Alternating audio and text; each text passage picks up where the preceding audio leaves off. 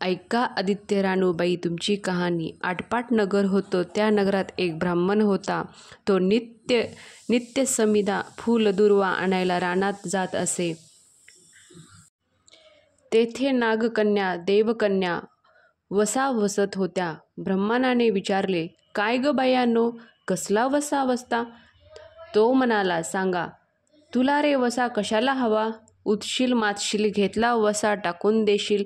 ब्राह्मण म्हणाला, उतत नाही मातत नाही, घेतला वसा टाकत नाही. तेव्हा त्या म्हणाला, श्रावण मास येईल तेव्हा पहिल्या आदित्यवारी मोकाट्याने उठावं व वस्त्रसहित स्नान करावे व अग्रगोदक पाणी आणावे. विड्याच्या पानावर रक्तचंदनाची आदित्य रानूबाई काढावी. 6 रेगाचे मंडळ करावे. 6 सुताचा तातू करावा. त्याला 6 गाठी द्याव्या. पान फुलं व्हावं. पूजा करावी. पानाच्या विडा, फुलाचा झेला, दशगंगाचा धूप, गुळा खोबऱ्याचा नैवेद्य दाखवा. 6 मास चाळावी. 6 मास पाळावी. माघ रथ सप्तमी संपूर्ण करावी. काय करावे? गुळाच्या पोळ्या, पोटव्याची खीर, लोणकड, तूप, मेहून जेवून सांगावं. असेल तर चिरचोळी द्यावी. नसेल तर जोडघळसरी द्यावी. ती नसेल तर 2 पैसे दक्षिणा द्यावी आणि आपल्या वंशाचा उद्यापन करावा. असा वसा ब्राह्मणाने केला. त्याला सूर्यनारायण प्रसन्न झाला. भाग्यलक्ष्मी आली. तेव्हा राजाच्या राणीने ब्राह्मणाला बोलून धाडलं. ब्राह्मण जाते वेळेस भिवू लागला, कापू लागला. तेव्हा राजाच्या राणीने सांगितलं, भिवू नका, कापू नका. तुमच्या मुली आमच्या इथे द्या. आमच्या मुली गरिबाच्या तुमच्या घरी कशा द्याव्या? दासी कराल, भटकी कराल? राणी म्हणाली, दासी करत नाही, भटकी करत नाही. राजाची राणी करू, प्रधानाची राणी करू.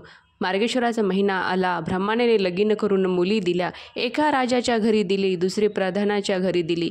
गेल्या पावली मुलीचा समाचार केला नाही. 12 वर्षाने समाचारास ब्राह्मण निघाला. राजाच्या घरी लेकीने बसायला पाट दिला, पाये धुवायला पाणी दिले. बाबा गुळ खा, पाणी प्या. गुळ खात नाही, पाणी नाही पीत. माझी कहाणी करायची आहे ती तू ऐक. तुझी कहाणी ऐकायला मला वेळ नाही. राजा पारधीला जाणार आहे. त्याला जेवायला उशीर होईल. तोच त्याने मनात राग आला. तेथून निघाला. प्रधानाच्या घरी गेला. तिने पाहिलं आपला बाप आला म्हणून बसायला पाट दिला, पाये धुवायला पाणी दिले. बाबा गुळ खा, पाणी घ्या. गुळ खात नाही, पाणी पित नाही. माझी कहाणी करायची आहे ती तू अगोदर ऐक. तुझी कहाणी नको ऐकू तर कुणाची ऐकू? घरात गेली. उतरंडीची 6 मोते आणली. तिने आपण घेतली.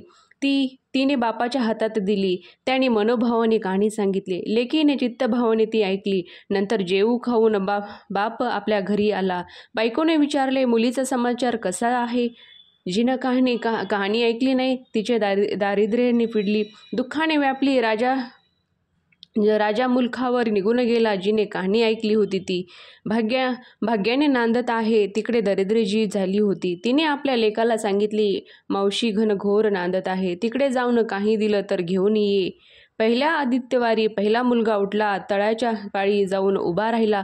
अगं दासींनो, तुम्ही दासी कोणाच्या? आम्ही दासी प्रधानाच्या. प्रधानाच्या राणीला जाऊन सांगा, तुमच्या बहिणीचा मुलगा आला आहे. कसा आला आहे? तळ्याच्या पाळीला उभा राहिला आहे. परसदाराने घेऊन या. परसदाराने घेऊन आल्यावर नाहू माकू घातलं. पितांबर नेसायला दिले. जेवू खाऊ घातलं. कवळा पोखरला, होन मोहरला भरला. वाटेस आपला जाऊन लागला. तो सूर्यनारायणाच्या माळ्याच्या रूपाने आला. हातीचा कवळा काढून नेला. घरी गेला. आईने विचारलं, काय रे बाबा, मावशीने काय दिलं? देव दिलं, कर्माने नेलं. कर्माचं फळ पुढं उभा राहिलं. मावशीनं दिलं होतं पण सर्व गेलं. पुढे दुसऱ्या दिवशी आदित्यवारी दुसरा मुलगा गेला. तळ्याच्या पाळी जाऊन उभा राहिला. अगं दासींनो, तुम्ही दासी कोणाच्या? आम्ही दासी प्रधानाच्या. प्रधानाच्या राणीला निरोप सांगितला. त्याने सांगितला. मग प्रधानाच्या राणीने त्यांना घरी नेऊन नाहू माकू घातलं. पितांबर नेसायला दिलं. जेवू खाऊ घातलं. काठी पोखरून होना मोहरींनी भरून दिलं. बाबा ठेवू नको, विसरू नको, जतन करून घरी घेऊन जा म्हणून सांगितले. वाटेत सूर्यनारायणाच्या गोरखांच्या रूपाने आला. हाताची काठी काढून घेतली. घरी गेला. झालेली गोष्ट राणीला सांगितले. देवाने दिले ते सर्व कर्माने नेले. पुढे तिसरे आदित्यवारी तिसरा मुलगा गेला. तिळाच्या पाळी उभा राहिला. त्यालाही पहिल्यासारखं प्रधानाच्या घरी नेऊन नाहू माकू घातलं. पितांबर नेसायला दिलं. जेवू खाऊ घातलं. नारळ पोखरून होन मोहरांनी भरलेला दिला. ठेवू नको, विसरू नको म्हणून सांगितलं. घरी जाताना विहिरीत उतरला. तो गडबडून विहिरीत पडला. घरी गेला. आईने विचारलं, काय रे बाबा, मावशीने काय दिलं? आई ग, मावशीने दिलं, पण देवाने ते सर्व बुडलं. चौथ्या आदित्यवारी चौथा मुलगा गेला. तळाच्या पाळी उभा राहिला. त्यालाही प्रधानाच्या राणीने घरी नेऊन नाऊ माकू घातलं, पितांबर नेसायला दिलं, जेवू खाऊ घातलं, 10 दह्याची शिदोरी, होनप मोहरा घालून बरोबर दिले. सूर्यनारायणाच्या घारीच्या रूपाने आला. हाताची शिदोरी घेऊन गेला. घरी गेला. आईने विचारलं, काय रे बाबा, मावशीने काय दिलं? आई, मावशीने दिलं, पण देवाने ते सर्व नेलं.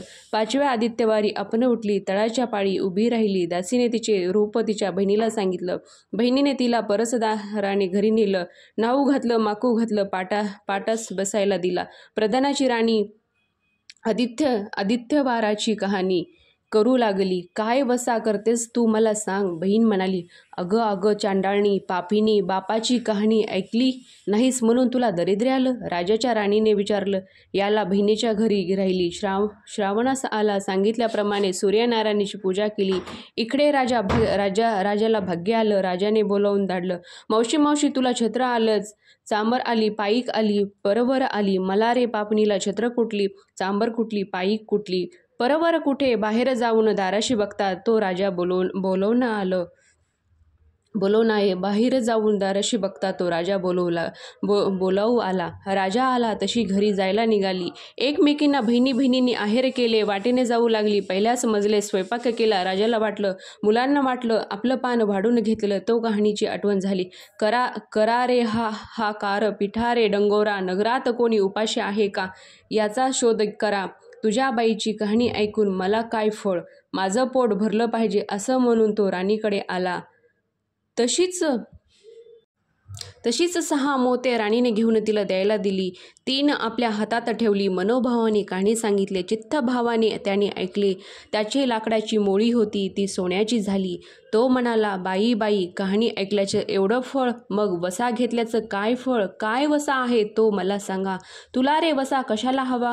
उतशील मातशील, घेतला वसा टाकून देशील. उतत नाही, मातत नाही, घेतला वसा टाकत नाही. तेव्हा वसा सांगितला.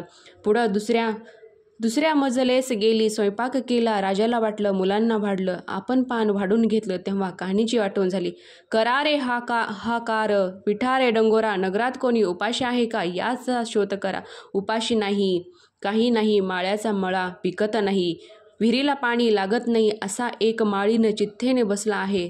त्याला हाक मारली. आमच्या बाईची कहाणी ऐक. तो आला. राणीने 6 मोते घेऊन 3 माळ्याला दिली. राणीने कहाणी मनोभावाने सांगितली. चित्तभावाने माळ्याने ऐकली. माळ्याच्या मळा पिकू लागला. विहिरीला पाणी आलं. तो म्हणाला, बाई बाई, कहाणी ऐकल्यावर एवढं फळ, मग वसा घेतल्याचे काय फळ? काय वसा असेल तो सांगा मला. राणीने त्याला वसा सांगितला. पुढे 3रा मजलेस गेली. स्वयंपाक केला. राजाला वाटलं, मुलांना वाढलं, आपलं पान वाढून घेतलं. तेव्हा कहाणीची आठवण झाली. करा रे हा कारा, पिठा रे डंगोरा, नगरात कोणी उपाशी, याचा शोध करा. उपाशी नाही, काही. एक म्हातारी, तिचा एक मुलगा वनात गेला होता. एका डोहात बुडला होता. एक सर्पाने खाल्ला होता. त्याने चित्ताक्रांत बसली होती. तिला म्हणाली, आमच्या बाईची कहाणी ऐकू. ती म्हणाली, कहाणी ऐकून मी काय करू, मी मुलासाठी रडत आहे. बरं येते. मग ती राणीकडे आले. राणीने पाहिल्याबरोबर तिला कहाणी सांगितली. तिने चित्तभावाने ऐकली. तिचा मुलगा वनात गेला होता. तो आला. डोहात बुडला होता. तो आला. सर्पाने खाल्ला होता. तो आला. म्हणाली, बाई बाई, कहाणी ऐकल्याचे हे फळ, मग वसा घेतल्याचे फळ काय आहे? वसा तो मला सांगा. मग राणीने तिला वसा सांगितला. पुढं 4थ्या मजलेस गेली. स्वयंपाक केला. राजाने वाढले, मुलाला वाढले, आपलं पान वाढून घेतलं. तेव्हा कहाणीची आठवण झाली. करा रे हकारा, पिटा रे डोंगरा, नगरात कोणी उपाशी आहे का, याचा शोध करा. उपाशी नाही, काही नाही, काना डोळा मासाचा गोळा, हात नाही, पाय नाही, असा एक मनुष्य रस्त्यामध्ये आला होता. त्याच्या अंगावर तांब्याभर पाणी वतलं. पालता होता. तो उठाणा केला. 6 मोते होती. तिने त्याच्या बेंबीवर ठेवली. तिने मोते आपल्या घेतली. राणीचे मनोभावाने सांगितले. त्याने ऐकले. त्याला हातपाय आली. ध्येय दिव्य झाला. तो म्हणाला, कहाणी ऐकल्याचे एवढे फळ, मग वसा घेतल्याचे काय फळ? काय वसा तो मला सांगा. राणीने त्याला वसा सांगितला. 5व्या मुक्कामाला घरी आली. स्वयंपाक केला. सूर्यनारायणाला जेवायला आली. 7 दरवाजे उघडले. लोह पाणी तापवलं. पक्वान जेवायला केले. सूर्यनारायणाला भोजनाला बसवले. त्यांना पहिल्या घासाला केस लागला. ते म्हणाले, अगं अगं, कोणाच्या पापणीचा केस आहे? राजाच्या राणीला 12 वर्ष दारिद्र्य आलं होतं.